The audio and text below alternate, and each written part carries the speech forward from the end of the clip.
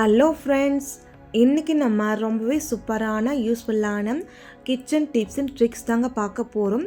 Video ரொம்பவே யூஸ்ஃபுல்லாக இருக்கும், ஸ்கிப் பண்ணாமல் பாருங்கள். அப்போ தாங்க பார்க்குறவங்களுக்குமே புரியும். நீங்கள் இப்போ தான் ஃபஸ்ட் டைம் செல்ல பார்க்குறதுந்தான் சப்ஸ்கிரைப் பண்ணிவிட்டு பக்கத்துள்ள பெல் ஐக்கான் இருக்குது, அதுவுமே கிளிக் பண்ணி வச்சுக்கோங்க. இப்போ நம்ம வீடியோக்குள்ளே போகலாம் வாங்க. ஃபஸ்ட்டு டிப்பு என்னென்னு சொல்லி பார்க்கலாம் வாங்க. இன்றைக்கி நான் பார்த்தீங்கன்னா வெஜிடபிள்ஸ் எடுத்து வச்சுருக்கேங்க. கேரட் தாங்க. நம்ம வீட்டில் நீங்கள் பார்த்தீங்கன்னா கேரட் வாங்கிட்டு வந்தாலே ஒரு கொஞ்ச நாள் மட்டும்தாங்க நல்லாயிருக்கும். நாளாக நீங்கள் பார்த்தீங்கன்னா அந்த கேரட் ஒரு மாதிரி அழுகி போயிடும். அது மட்டும் இல்லாமல் ஒரு மாதிரி வாடி வதங்கி போயிருங்க. அந்த மாதிரி ஆகாமல் இருக்க இந்த டிப்பை நீங்கள் ட்ரை பண்ணுங்கள், ரொம்ப யூஸ்ஃபுல்லாக இருக்கும். நான் பாருங்கள் கேரட் ஃபுல்லாகவே எடுத்து வச்சுருக்கேன். அதுக்கப்புறம் ஒரு கத்தி ஒன்று எடுத்துக்கோங்க. கேரட்டோட மேல் பாகத்தை அதை மட்டும் நீங்கள் கட் பண்ணி எடுத்துக்கோங்க. நான் எப்படி கட் பண்ணி எடுக்க பாருங்கள், இதே போல் நீங்கள் கட் பண்ணி எடுத்துக்கோங்க.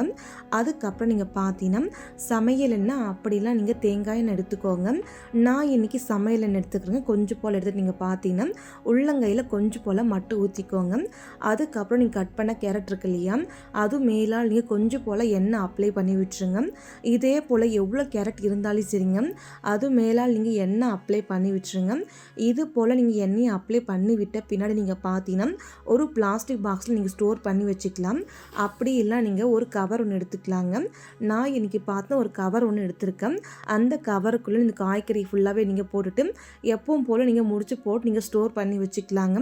ஒரு மாதம் வரைக்கும் ஒன்றுமே ஆகாது, நல்லா ஃப்ரெஷ்ஷாக இருக்கும், வாடியும் போகாது வதங்கியும் போகாது, அது மட்டும் இல்லாமல் கெட்டுமே போகாது. கண்டிப்பாக அந்த டிப்பு ரொம்ப யூஸ்ஃபுல்லாக இருக்கும், ட்ரை பண்ணுங்கள். டிப்ஸ் 2 டிப்பு என்னென்னு சொல்லி பார்க்கலாம் வாங்க.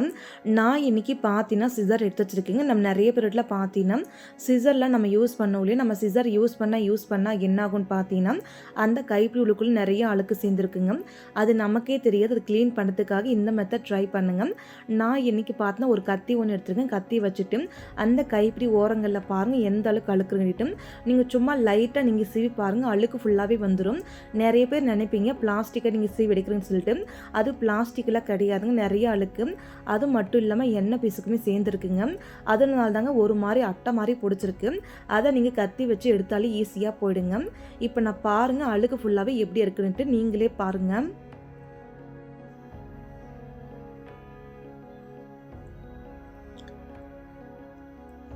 இப்போ பாருங்கள் நம்ம ஒரு பக்கம் மட்டும் அழுக்கு எடுத்தாச்சுங்க. இந்த அழுக்கை நீங்கள் தூக்கி போட்டுட்டு இன்னொரு பக்கம் நான் க்ளீன் பண்ணி காமிக்கிறேன் பாருங்கள்.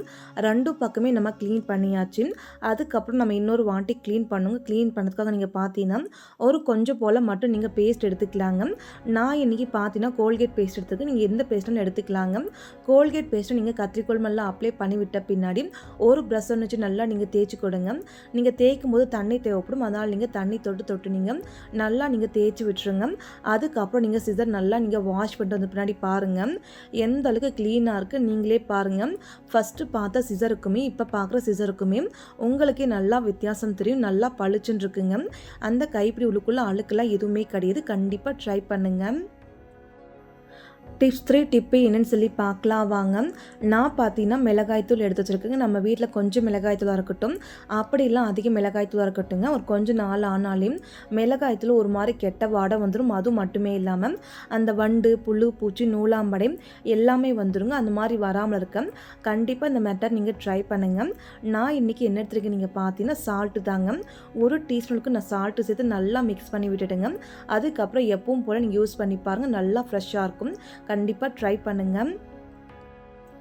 டிப்ஸ் 4 என்ன டிப்புன்னு சொல்லி பார்க்கலாம் வாங்க. நான் இன்றைக்கி பார்த்தா ரவை எடுத்து வச்சுருக்கேங்க. நம்ம வீட்டில் நீங்கள் பார்த்தீங்கன்னா ரவை வாங்கி வச்சாலே ஒரு கொஞ்சம் நாள் ஆனாலே போதுங்க, அதுக்குள்ளே சின்ன சின்ன புழுவாக வந்துடுங்க. அது மட்டும் இல்லாமல் சின்ன சின்ன உருண்டியாக கட்ட ஆரம்பிச்சுக்குங்க.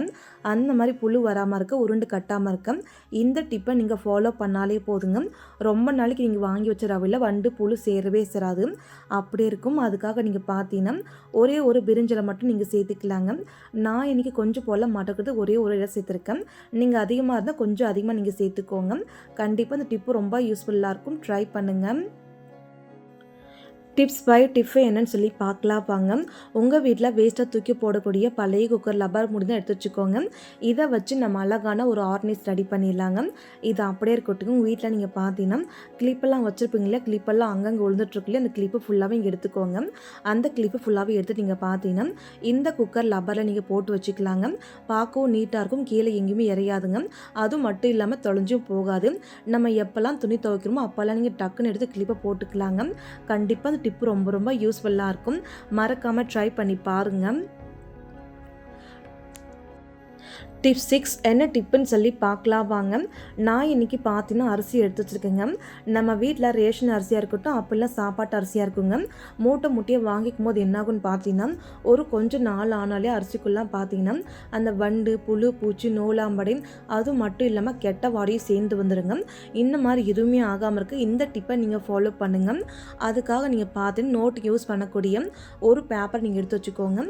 பேப்பர் அல்லனா நீங்கள் டிஷ்யூ பேப்பர் எடுத்துக்கலாங்க. அது மேலே நீங்கள் 2-3 காஞ்ச மிளகாய் சேர்த்துக்கோங்க. 2 போல் பிரிஞ்சலை நீங்கள் சேர்த்துக்கோங்க.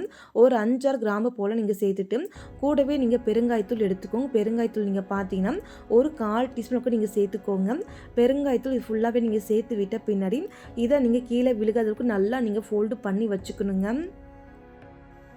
இது போல் நீங்கள் நல்லா ஃபோல்டு பண்ணி வச்சு பின்னாடி நீங்கள் ஒரு நூல் எடுத்து நீங்கள் கட்டிக்கலாங்க. அப்படிலாம் நீங்கள் லப்பர் பேண்டு போட்டு நீங்கள் விட்டுருலாங்க. நான் இன்றைக்கி லப்பர் பேண்டு போட்டாச்சு. அதுக்கப்புறம் ஒரு பின்னுக்கு எடுத்துகிட்டு நீங்கள் பார்த்தீங்கன்னா இந்த பேப்பர் மேலே சின்ன சின்ன ஹோல்ஸாக நீங்கள் போட்டு விட்டுக்கணுங்க.